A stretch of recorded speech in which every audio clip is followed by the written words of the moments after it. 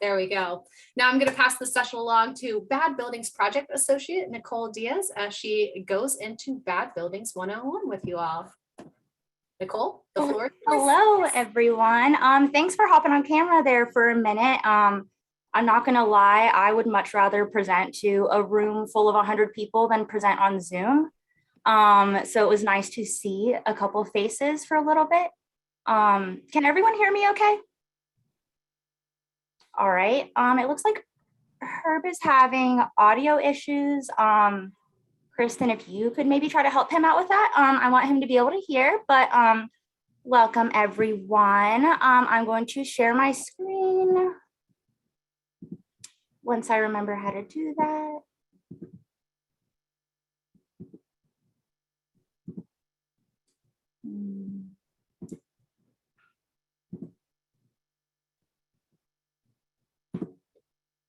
All right. Are you guys seeing the presentation? Cool. Just wanted to make sure. So let me move some things around on my screen so I can see. All right. As Kristen said, welcome to Bad Buildings 101, titled The Basics of Being Bad, just fun little wordplay on that. This is just a general bad buildings process and each of the steps that we go through. My name is Nicole Diaz. I have been with Bad Buildings and the Northern Brownfield Assistance Center for about 3.5 years now. And I'm not gonna lie, I have not given this presentation in about a year. Pre-COVID, I would give it weekly. So it might be a little rough. All right.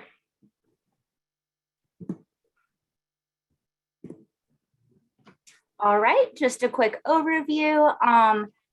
BAD in Bad Buildings stands for Brownfield, Abandoned, and Dilapidated. So it is an acronym. It is a statewide initiative, and we provide technical assistance and site analysis tools to communities all over the state in West Virginia. And most recently, within the past year, we have started branching out and have worked with a community in Kentucky, and will soon begin working with a community in Virginia. So what exactly are bad buildings? Like I said, brownfield, abandoned, dilapidated buildings.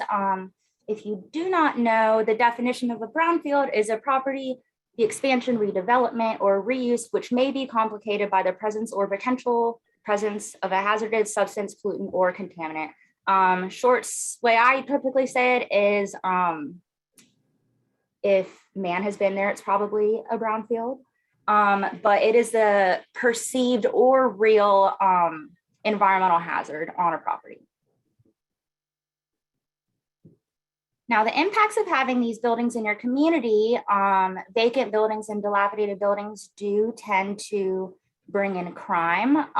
They are health and safety hazards, reduce tax revenue because chances are, since those buildings are abandoned and dilapidated, the owners of those are not paying taxes each year. And then that in turn slows economic development because new businesses tend to not typically want to come into a place where there are a lot of vacant storefronts and not a lot of people, a lot of movement there.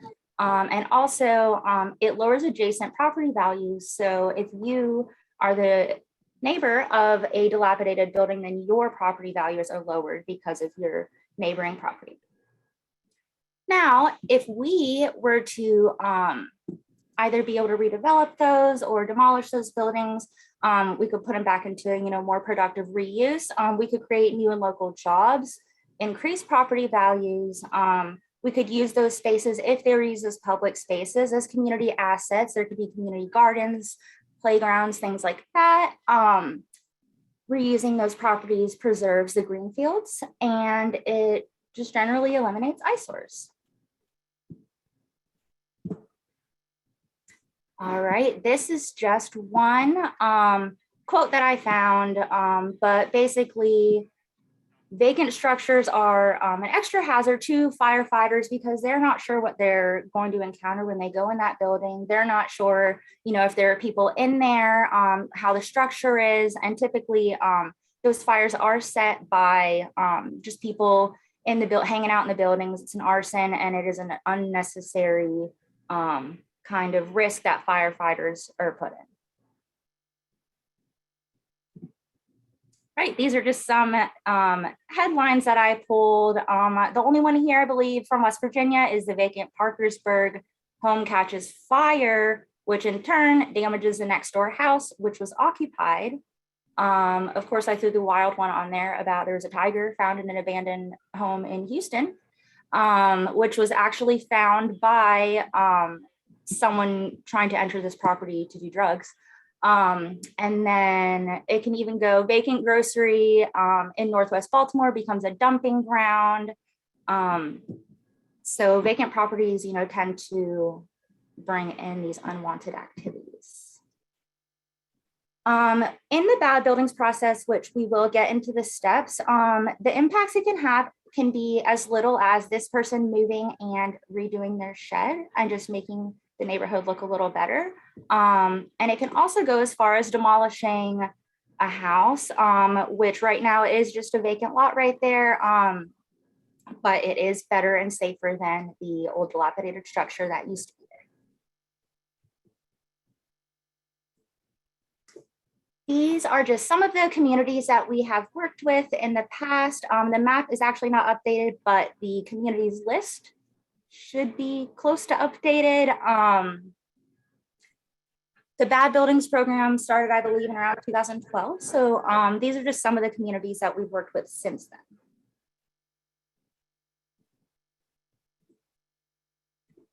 All right, so we do follow a model, which is 2 phases. And so I'm going to go through each of those steps just real quick and then in more detail in a little bit. So the first step is to form a team within the community. The second step is to then train that team on how to identify these abandoned and vacant buildings. Step 3 is to then develop a community inventory. Step 4 is to create a plan. And then step 5 is to implement that plan. All right, so like I said, step 1 is to form a team.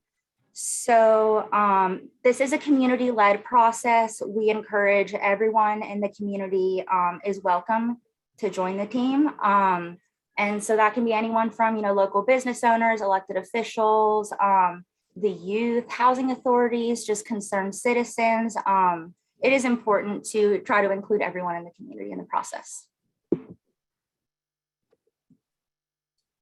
Now, step 2 is to train that team. So this is just part of the survey sheet that we do. And this is where we actually look at the structure. And so these are just windshield surveys. We do not actually enter properties or go onto anyone's properties. So typically it's, you're walking, you're standing on the sidewalk. These are just the things you can observe from standing on the sidewalk. So you are looking at the frame and structure, the roof, the gutters, the windows and the doors, the paint, the porch, and under each of those, there are different ratings that you can read, and then you just mark, which that is. One thing that I do encourage as well when I do train the teams is to encourage people to go out and at least pairs of 2, number 1 for safety and number 2 kind of for objectivity, so there's no bias. We also ask that people don't typically inventory like the houses on the street that they live on. So there are certain caveats also that go along with sending them out in the community. So once you mark all of these, then you go and you look at the definitions. And with this, it's kind of hard to tell because I would have to flip back and forth, but you would look at how many check marks you put on the previous sheet on minor, major categories or no problem. And then you would end up with either good, fair, or poor. The should be demolished category is actually completely up to the person who is standing there looking at the building. It is clearly cannot be saved. It is not structurally sound. It may have caught on fire. And that is those cases where we do put should be demolished. All right, these are just some pictures from New Martinsville whenever we were kind of dividing up the town and the teams and kind of assigning which parts of the town who was going to survey. And so that was just a little fun thing, brought a map to be able to do that easily.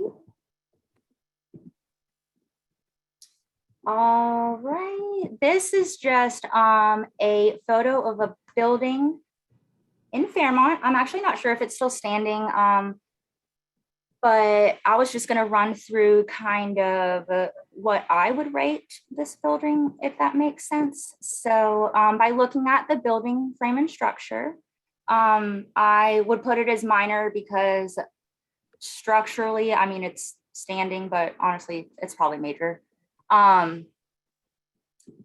Roof, chimney, gutters is major because it's kind of hard to tell, but there is no roof.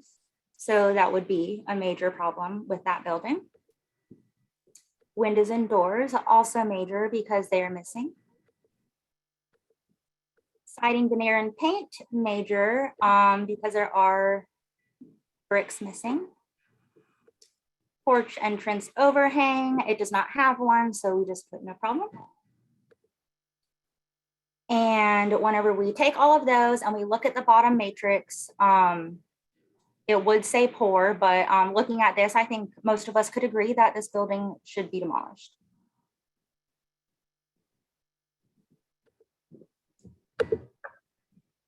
All right, and then so the next step is step 3, which is to develop the inventory. So what happens is everybody on the team goes out and inventories the buildings in the community. I did forget to say that the buildings that are inventoried are completely up to the community. We do not spot like inventory buildings, but it is completely up to the community whether or not they want to inventory only vacant buildings or vacant and occupied. If they only want to do residential, if they only want to do commercial buildings, if they only want to focus on their downtown. All of that is completely up to the community that reaches out to us. So keep that in mind. If you are interested in doing this process, it is completely up to the community how they want to do it. But after all the surveys are brought back, that is when we start compiling more information that we have to look up on the computer, information that we can't necessarily get from, looking at the structure, such as square footage, the map and parcel number, so we can be able to map it, the date it was built, if it's on a historical registry or not, and an important thing is the owner information.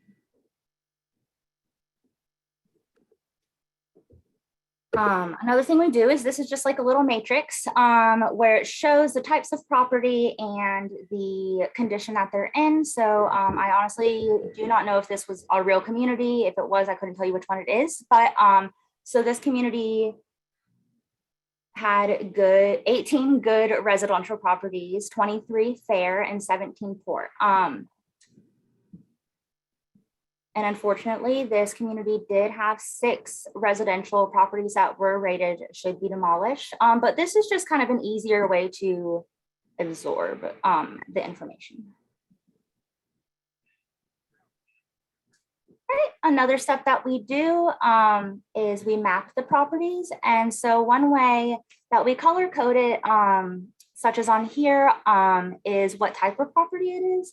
And so all of the red or commercial, the purple mixed use, yellow single family. And this is just showing all of the buildings that were inventoried that were not rated good, because after the inventories come back, we typically just tend to not worry about the properties that came back rated good. And then this map shows the same exact properties, but in what condition they are. So the yellow fair, orange poor, red should be demolished. And being able to look at it this way kind of also be able to show you like a concentration of bad buildings in one neighborhood that you might not be able to see, just by walking up and down the streets. But an aerial view, you can see that this community does kind of have a hot spot in the middle.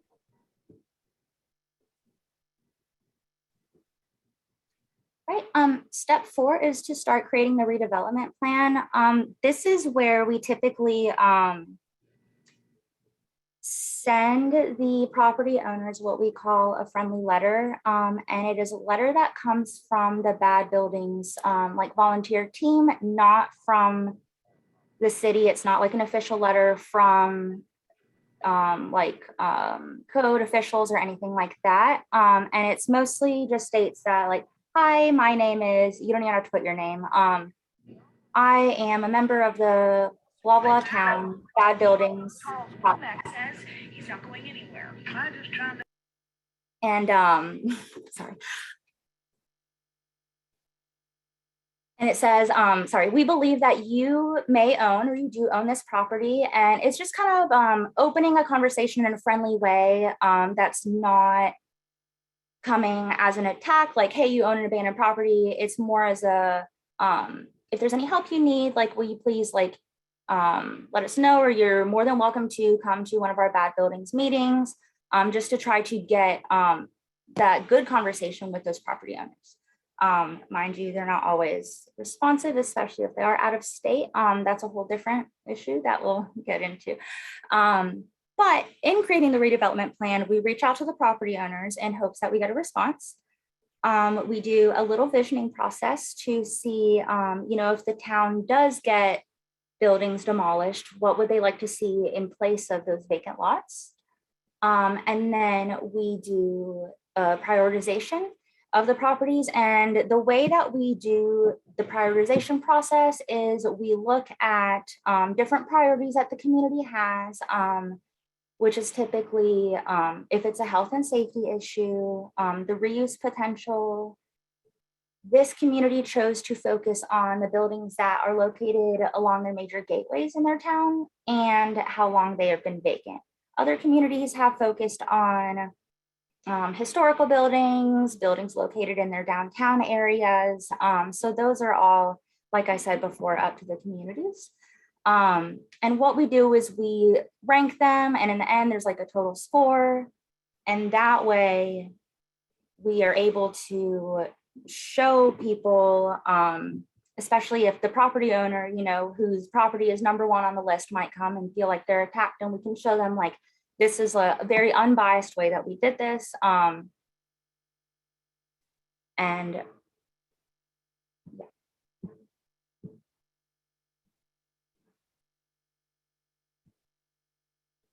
all right, also what goes in the redevelopment plan are things such as the local history of the community, community vision, existing conditions,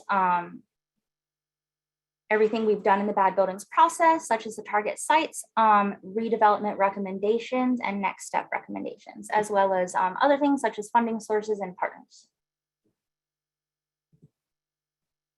Right, step 5 is to implement the plan. So typically, pre-COVID, if you were a Bad Buildings community, we would meet typically once a month. And depending on the community, the size of the community, and how slow or fast they want to do the process, it is typically between 6 months and a year process. That being said, after we're done with the process, I do hand you guys the plan, where it is up to the communities to implement that plan, but it is not like we cut off all contact with the communities. So please still use us as a resource. Other resources that are helpful are our partners at the West Virginia Community Development Hub,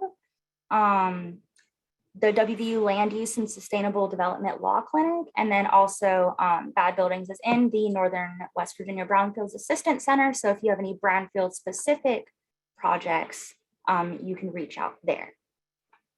You can also look on our website, which is not that website. Now that I look at it, I apologize. Kristen, can you put the right website in the chat? It's also at the bottom of the screen now that I'm looking at it. But on our website, there are other resources such as legal tools, demolition and deconstruction, kind of like papers, funding sources, which is always a big thing, and other FAQ sheets. Thank you, Kristen.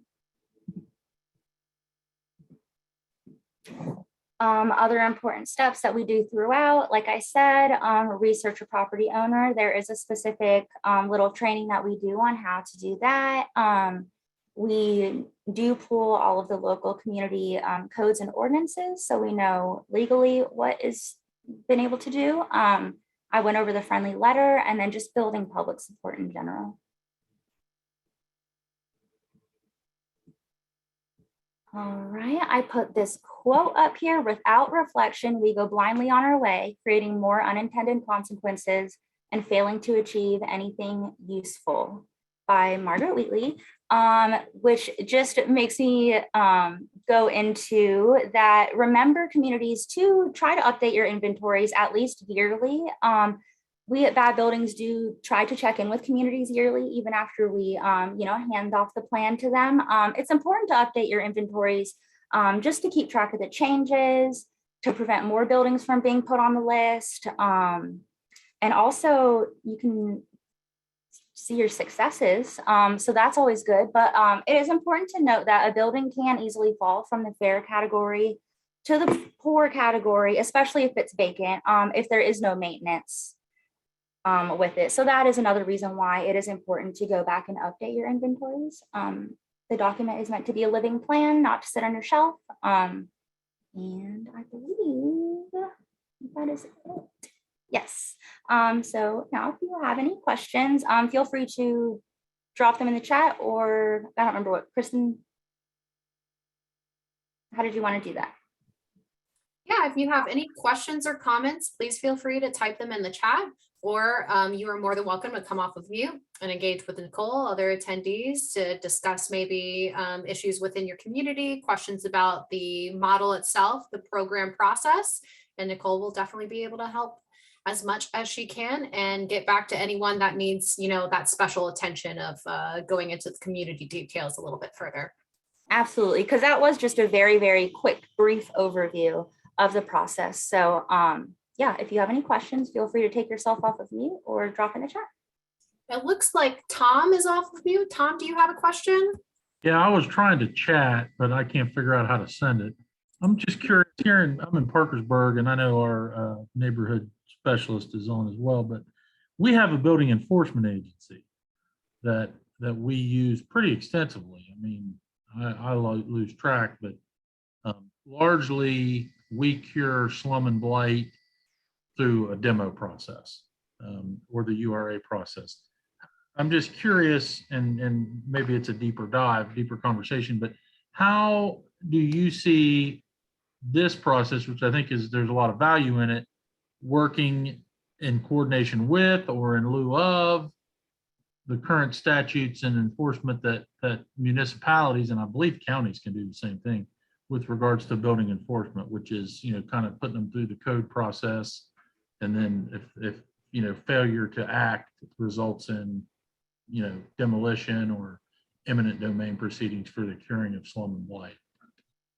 So I will say, Tom, that is actually ideal, because that is the only way, we can go out and we can do the inventory, we can get the community involved.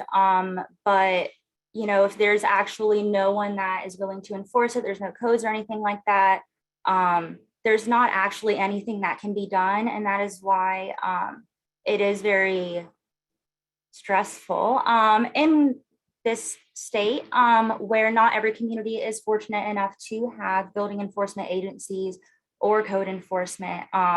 But this bad buildings process, working in conjunction with that, is actually the ideal way to do this process.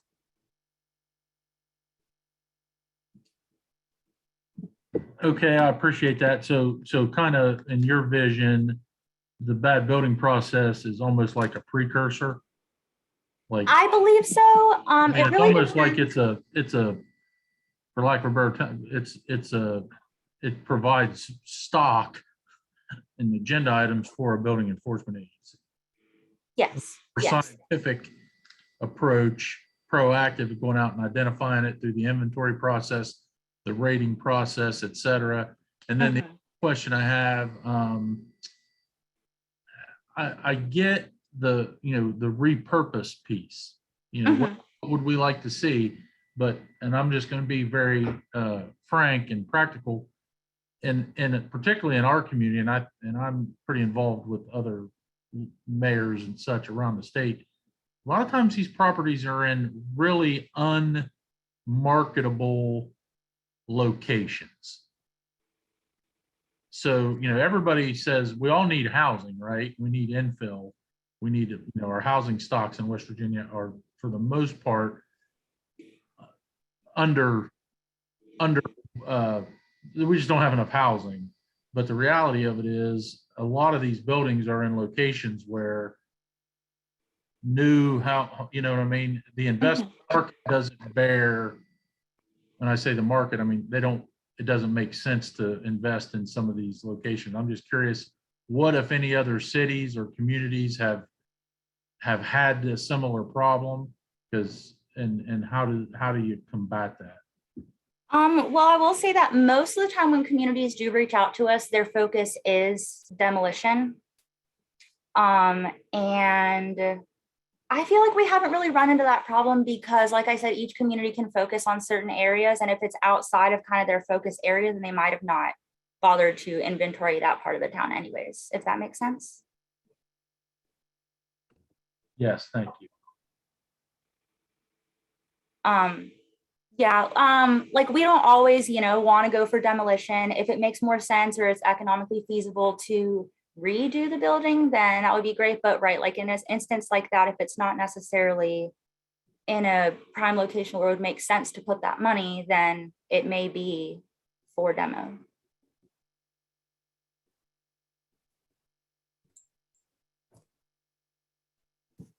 All right, thanks for that question, Tom, and answering Tom's question, Nicole.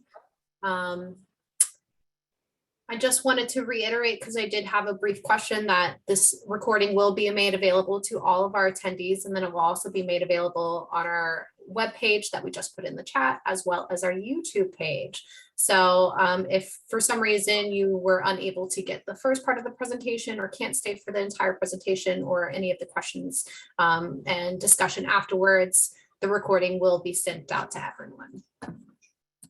So with that being said, I don't have any other comments or questions, but I did want to open the floor up to anyone that might have any questions for Nicole, like I said, regarding the program or the model and process itself. Tom, I see you off mute again. I was going to ask. I'm sorry. No, it's okay. This is why we're here.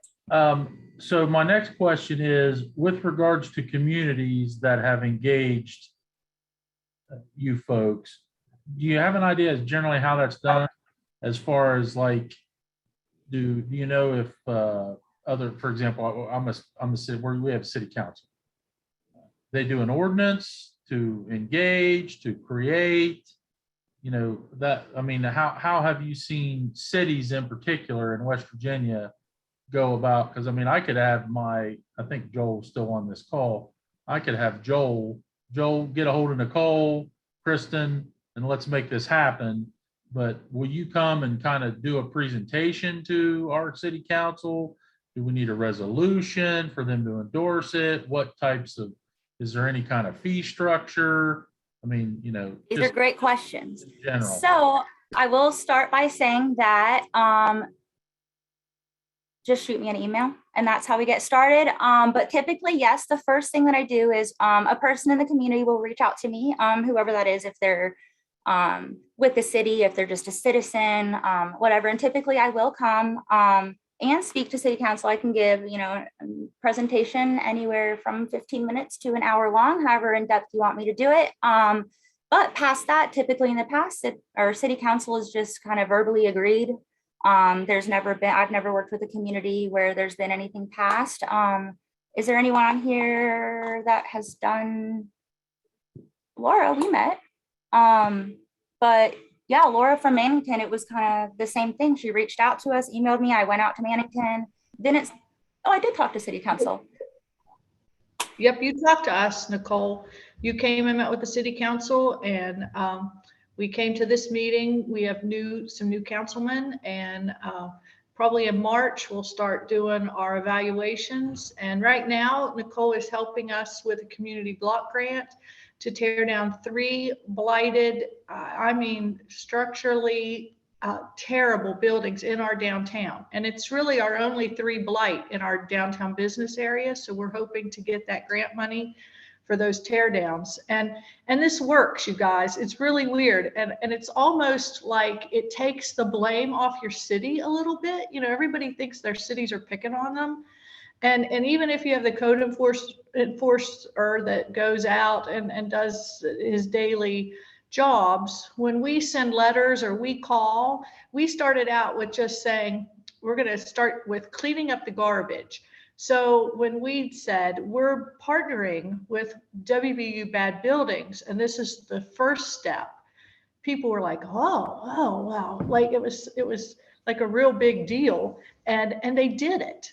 And so that was like our first step. And then we're like, now we're going to do this. We're going to look at paint and things like that. So it works, and it takes a little bit of the burden. It's really weird, or I've noticed that it takes a little bit of the burden off your city to a certain degree.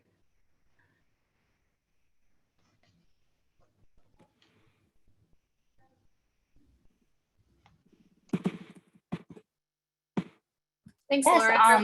I was just going to say, I really liked how you broke down kind of the steps where it wasn't, you know, eating the entire sandwich at once. You're taking small bites at a time. So I really liked your approach to that. And that's exactly what we want. We want to be able to have, you know, a model that it's easily digestible for not only the community members that want to be involved, but maybe the community members that are affected by it and may not know exactly what's going on, and give them an avenue to get involved and at least learn about what exactly we are trying to accomplish within the community. Absolutely. And any just concerned citizen can reach out to us at Bad Buildings, and we're more than welcome to have a conversation and come to your town. Just it is important that we do end up having the community buy-in from the city, or the city buy-in. Are there any examples of those letters that she just mentioned that was sent out? Yes. Carrie Lewis, I'm sorry, City of Piedmont. Thanks, Carrie. I think Nicole's digging around right now. Oh, okay. Thank you. Kristen, can you see if it's on the website? I'm gonna stop speaking. One letter and Yeah. put the name or. Yeah, well, they sent us one and it works. I mean, it's a silly little, just that we're going to go around the neighborhood and people cleaned up a little bit in August and September, didn't they? Yeah, I they mean, it did. was, Yeah.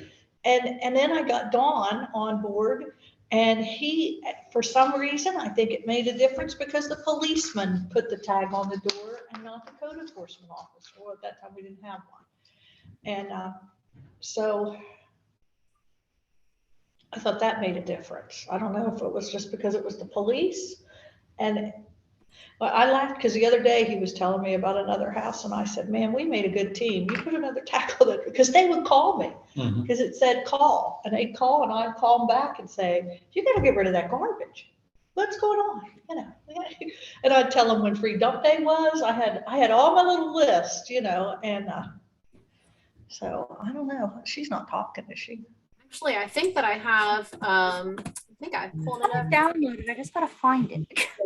Letter. But yeah, I mean, it's weird, but it works. And I think it works in a real odd way, because I think people think it's a program that it is a program that we bought into, but it kind of does take that little bit of heat off the city. Yeah. And sometimes it's even just as simple as, like Laura said, someone cleaning up the trash out of their yard, and then their next door neighbor seeing it and being like, oh crap, now my house looks bad. And, you know, just that effect of it, as little as that. Obviously that doesn't work if your house needs demolished, but it is as simple as that sometimes. Here is a friendly letter. Do you see my screen? Am I sharing the right screen? Yes, you are. Can you zoom in a little bit on it? Sure thing.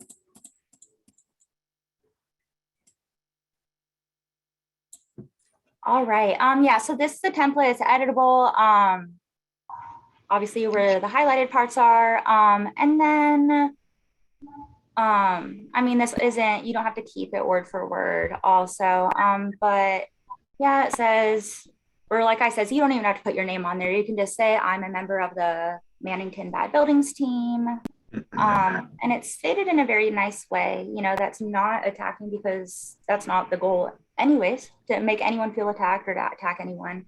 And like I said, in the past, we have gotten responses, typically from like people who either didn't know that they even own the building because it was like an airship thing, or maybe like elderly people who just can't keep up with outside their house. And in the past, we have seen communities come and do like community cleanup days. So those have been successful. Like I said, those aren't necessarily for the buildings that need to be demolished that are that bad, but every little bit helps. Any way to, I'm sorry to interrupt, Joel McNeely, Mayor of Chapmanville, West Virginia. Any way to get that letter kind of like in an email to us if we request? Yeah, so I That's- actually that's- just put a link in the chat that will take you to a comprehensive list of tools. And it has everything that you would need from the worksheet to the survey sheet, the inventory. And then if you go all the way down to, it has outreach letter templates for funding, materials, volunteers. But then if you go into the engage property owner section, you'll have the how to research a property owner. And then of course that friendly letter template available to you for download. Good deal, man. So There are a lot of we can get to that. helpful resources on there. We can get to that just by going to the website, correct? Exactly. Yep. If you want to go to the website and then go to resource tools, or just click on that link that I just most recently put into the chat.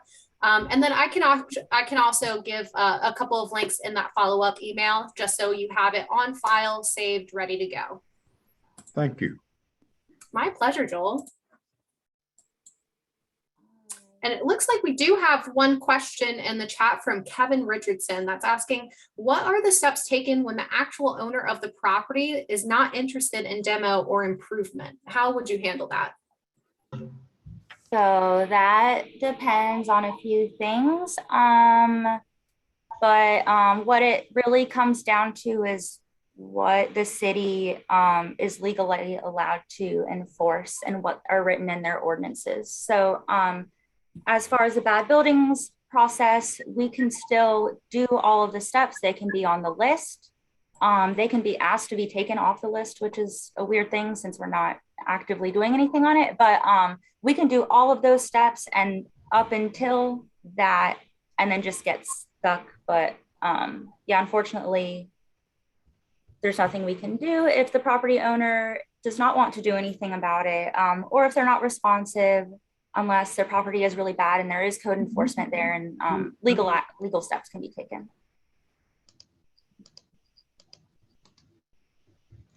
I don't spell that right. If I may interrupt, if one adopts the building and maintenance codes issued by the state of West Virginia, you can then go in through a process. Now, we can't just take someone's property or dictate how they paint their house, what kind of flowers they have around, but you can, if you have a licensed personnel, a code enforcement officer. It's very easy to do. You just gotta apply for it. And it's my understanding, a couple of boards I sat on, that the West Virginia University, who I believe you're associated with or through, legal team is working on some legal templates and to make it very easy to enforce these things. Now, we're not talking about somebody's got their grass 6 inches high and somebody has theirs 12. We're not talking about that. We're talking about where they got a tarp over the roof and they don't want to fix it. And we have quite a few speculators, let's call it. They buy property up and they use it for collateral or whatever. Those people are the ones that we need to target more than anything to get them to clean up. But Speculators are prospects. yeah, to adopt the West Virginia Building and Maintenance Code, that's the first step. And then get hooked up with you all there, WVU, and get the legal aspect of it. because you can do this within 40 days from the time that you start, if you have proper enforcement. Okay. That is actually, that's where we run into the issue a lot, is a lot of places don't have code enforcement. And that is something that we're working on, trying to figure out. Some communities in the state do shared code enforcement to kind of split those costs. And so that is something that we are trying to help more communities get that. Well, you How can do you adopt go this with about your it? county commission as well as municipalities. County commission can adopt it for the county, Mhm. and the municipality can adopt it as well. Can you hear me? Yes, Lori? Hi. So I'm Lori Mills. I'm actually the Dilapidated Structures Officer for Mercer County. And we just recently did exactly what the gentleman before was speaking of. I was the building inspector for City of Bluefield for many, many years and left there. And the county gave me a call, and we didn't have to go the route to adopt the full building code, although I'm hopeful that at some point we will, or even the International Property Maintenance Code. What we did was we took the state code that specifically has the language for dilapidated structures and got that adopted through the county commission, within our county. And I guess I started in July addressing properties. And to date, I've probably got 100 that I've sent letters to. And out of those 100, we've had 32 structures already come down in the county just in these past 6 months. And the one thing that I'm really proud of is the fact that we've worked with the property owners and the county to date. Now I better knock on wood somewhere, watch me hit a patch where we have to pay for them all. But to date, the county has not had to spend a dime. We have simply worked with the property owners to get them in contact with local contractors, to get either trailers moved out or houses torn down. So I'm pretty proud of that. But we did just exactly what the gentleman was speaking of. And it is a pretty simple process. You just have to get the community's buy-in. And it is difficult when you've had counties that don't have any code enforcement at all, and then to come in and say, hey, you've had this dilapidated structure. I'm sorry, it's going to have to come down, or you need to repair it. It's not always a pleasant conversation to have, but it has made such a difference in our county. And what we're seeing is that, you talked about how when one yard gets cleaned up, then the next one is too. And we've seen a lot of demolition that I haven't even had to send a letter. The folks are just seeing that things are starting to get cleaned up down here and are proactively going out and taking care of their property. So it's been a real good thing for us down here in Mercer County. And, I'd be more than happy, since we've just gone through that process, anybody that wants to reach out to me, to try to help and steer them in the right direction on that portion of it. What I find so helpful about the bad buildings, and I know when I was at the City of Bluefield, I had this checklist, and I haven't looked on your website, but I'm sure it's there. The rating sheet, I'm sure it's over on the website. It should be. Like a worksheet where you can rate, like you talked about rating, whether it's good, fair, poor. I think that's good to do whether you have code enforcement or not. To be able to have that kind of scale so that you're able to look at things objectively on each property. Absolutely. Absolutely. And that's why we do work with communities that, that don't have that enforcement as well. Just to be able to have that list and be able to see it. Lori, that is amazing. Everything you just said. Well, this is my 11th year doing it. So just kind of moved from the city where we'd always had it, it's just an issue of enforcing it, to the county where, nothing, no property maintenance whatsoever, no building code. So going through the dilapidated ordinance really wasn't all that complicated. And I believe, because the ordinance was actually put in place a few months before I started, but I'm pretty sure that WVU and we went through that whole process for them to look at the language and everything in there. And I mean, it's been a really positive thing for our county just in this short amount of time. And 32 structures, I'm pretty proud of that. Yeah, that's awesome. And then even whenever you said working with local contractors and stuff, we've had a community where just a guy who, I'm assuming he does construction or something, but who just happened to own his own bulldozer or whatever equipment used to demolish a property. And so at that point, he said that he would demolish structures for free. And at that point, the community really just needed to come up with, the fees to haul that away. Right. And of course, So it's tested, I'm sure, to make sure it's tested and. yeah, exactly. But even just, inviting everyone in the community and seeing like what everyone can bring and not realizing, those little things is also a great tool. We do really focus on community engagement for multiple reasons. But like I said, any community is welcome to talk to me about the bad buildings process. And I will come travel to you, or depending on COVID, I guess, talk to your city council on Zoom. But my email is down there, and I believe Laura, someone in the chat asked for your email. I don't know if you saw that. And I was just going to add to what Lori was saying and what Nicole was getting to, of not only is Bad Buildings program a great tool for your tool belt, but the other communities that have already gone through the program, such as Lori, who has this experience and this amazing number that you should absolutely be proud of, the amount of demolitions that have been able to occur in the past 6 months. But then we also have Edward from the city of Ranson that has been very active with code enforcement and demolition of properties, and happy to share their experiences with the process under the IPMC. So it's also not only, like I said, the Bad Buildings program, but just these discussions that we have during these webinars or in person. It really is, communities coming together and starting to help each other out. So it's just great to see. Oh, and it looks like Lori, you're getting asked for your email as well. So there you go. Perfect. It looks like we have a question comment in the chat from Haley. I missed the part of where the county dilapidated ordinance originated from. Is this something from the West Virginia legislature enacted? Any sharing of that ordinance would be helpful. Interested if this is something that can be mirrored in Pennsylvania. I do not have the answer to that question. But if anyone out there who has maybe enacted the ordinance or is more familiar, I don't work too much with legal things. So I actually do not know the answer to that. What I would say is, Haley, if you want to drop your email in the chat, and then we can go ahead and we can follow up with you separately and just be able to give you some more information on the side.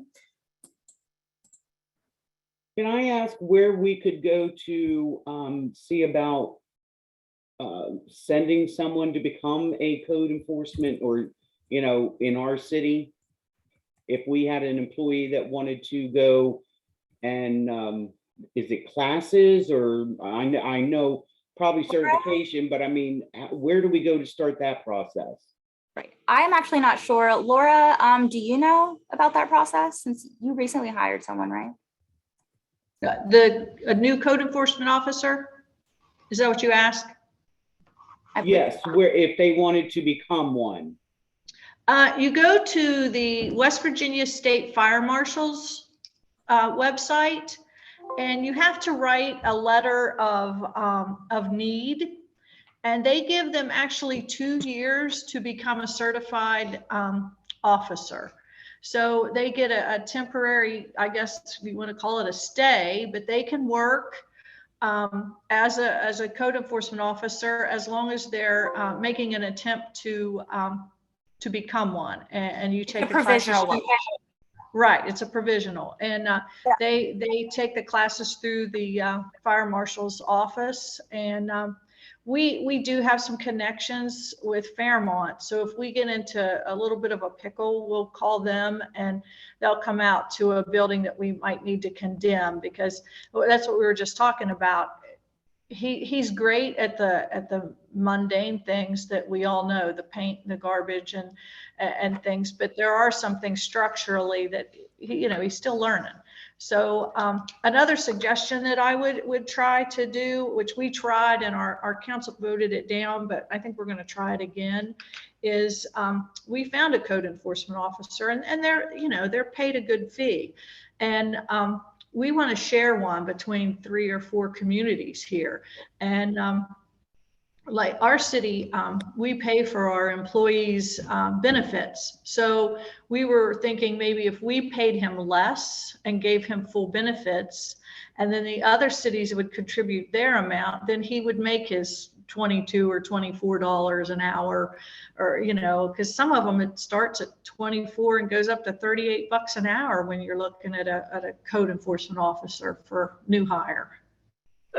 If I could interject on that, so you're absolutely correct. When you get that provisional through the fire marshal's office that gives you the 2 year, and the test that you actually have to take for basic code enforcement is through the International Code Council.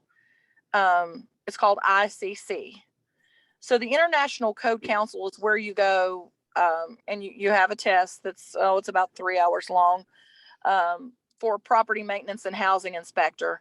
That is the most basic level of code enforcement. And then from there are multiple tests that you can take, like residential building inspector, commercial building inspector. But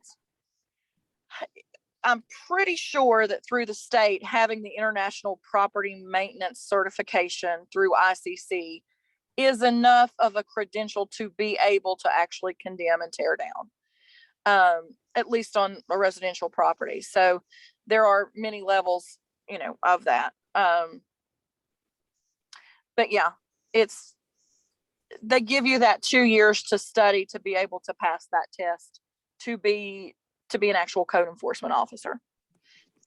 If I may, I can give you the contact for that. The one that I've been going through is a gentleman by the name of David, D-A-V-I-D, Blaylock, B-L-A-Y-L-O-C-K. His contact, his phone is 1-304-558-2191. And you can find him by pulling up the State of West Virginia Fire Marshal office. They're located in Charleston. And his email address is David, D-A-V-I-D, period, A, period, B-L-A-Y-L-O-C-K @wv.gov. And so far, you're 100% correct. You need to adopt the codes. Then you can get a provisional to come in and work. They got 2 years to make their license. Something else you need to consider too is a floodplain manager.